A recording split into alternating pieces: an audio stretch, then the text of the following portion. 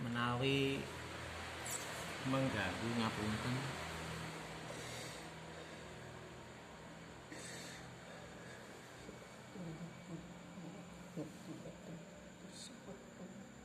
Nggih, sami-sami.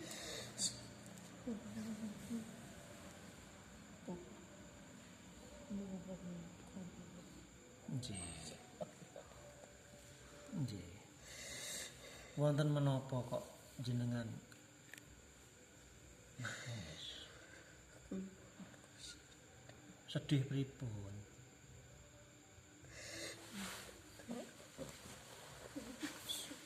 Pripun?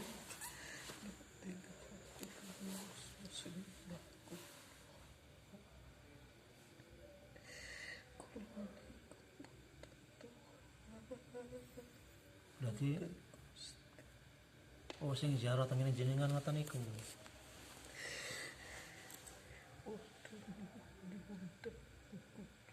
Nyuwun dhateng jenengan. Nah jenengan boten Gusti Allah ngoten. Oh, napa sedaya ngoten niku do nyuwun. Oh.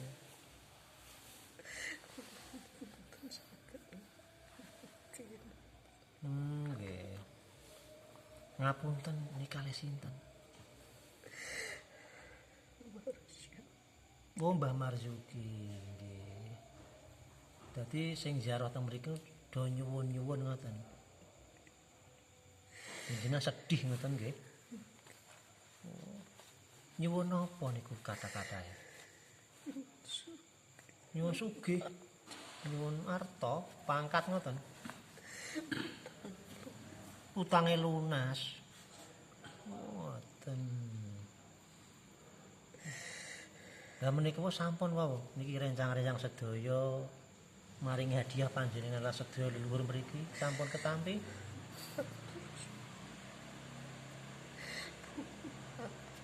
Bunga hatine jenengan.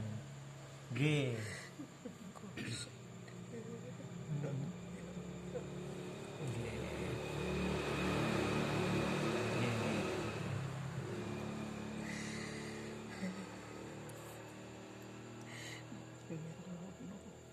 Ilmu napa? Niki nggih sami kados ngene jenengan. Mboten. Sing kula nggih Al-Fatihah. Nggih bismillah. Bentene pripun?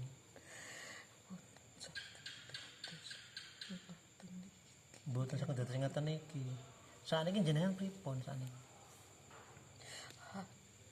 Adem. Lah wingi-wingi pripun? Benten. Benten kalih jenengan. Wonten. Lah niku nggih pun sampun nampi sedaya? Sampun. Anak kula ngantos nangis. Wonten. Nangis niku wau nggih. Lah napa jenengan ngarep-ngarep kula? Lah niku wau berkah rombongan iki wau. Nggih rombongan iki sedaya. Nggih, matur sami-sami. Nggih. Nggih. Niki sedaya rencang kanca-kanca niki ngapunten namung nyuwun pangestunipun anggenipun mlampah wonten ngalam donya. Dipangestoni mawon. Nggih. Nggih, mboten teng ngapulke nggih. Nggih. Nggih, nggih.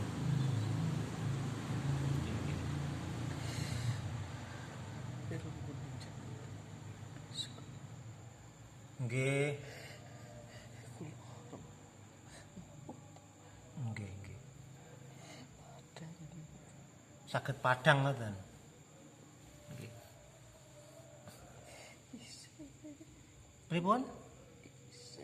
Isin. Kalau mboten sak isin biasa mawon. Kula diwalek. Diwari pripun? Disebut wali ngoten. Oh, jenengan diwalek-walekke ngoten to. Oh, isin jenengan. Pun boten saisen niki pun anak putu padha silaturahmi ziarah niki sowan teng jenengan. Setupun Nggih. Lah pripun melih? Lah pripun melih lah pun kebacot ngono. Lah teng pundi? Teng inggil pundi?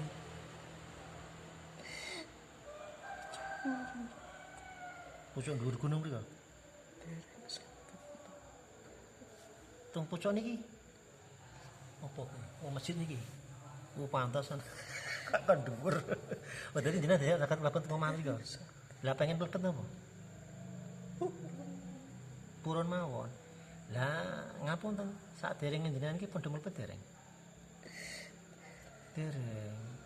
Oh. Berarti jenengan dereng saged mlebet teng omahe jenengan. Mergo napa?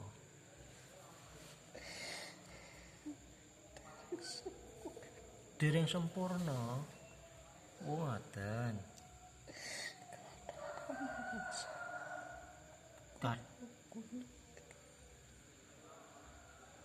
Kata amalan sing digunakake kangge napa?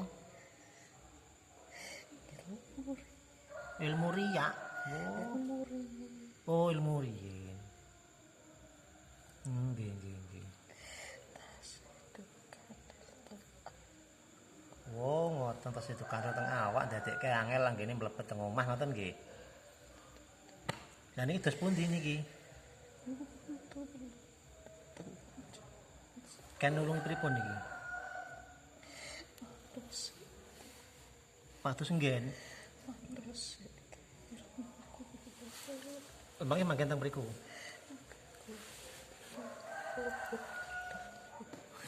Oh, ngoten. Lah napa mau sing diresiki niki? Sedanten. Pun ikhlas jenengan. Mangke ilmu jenengan ilang mangke. Mboten napa-napa nggih. Ikhlas saestu. Manggene teng pundi ilmune mang didoke. Teng telapak tangan, teng dada, napa malih? Teng bathuk, mulut. Sampun? Oh, ngoten. Pun ikhlas nggih? Siap nggih? Setunggal-setunggal nggih? Siap nggih?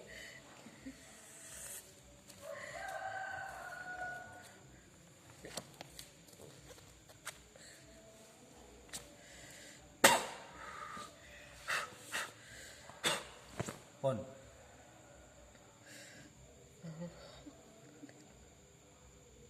Sampun padhang. Sekeca. Napa melih? Sampun. Sakniki jenengan saged mlampah. Saged mlebet. Donga napa melih?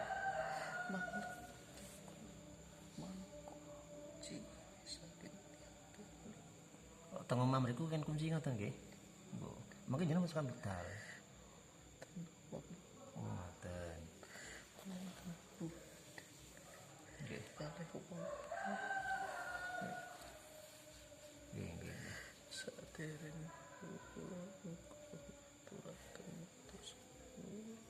Datang sedaya rencang niki. Iki berkah sedaya rencang niku, Pak. Sami-sami, Mbah. Pak ya Nggih sami-sami. Nggih sami-sami. Mbok menawi wonten wejangan kangge rencang-rencang menika. Sinten monggo niki? Mboten kangge sinten ngoten yo. Nika mboten. Oh, nggih nggih nggih. Mbok menawi wonten tambahan kangge napa? Mboten.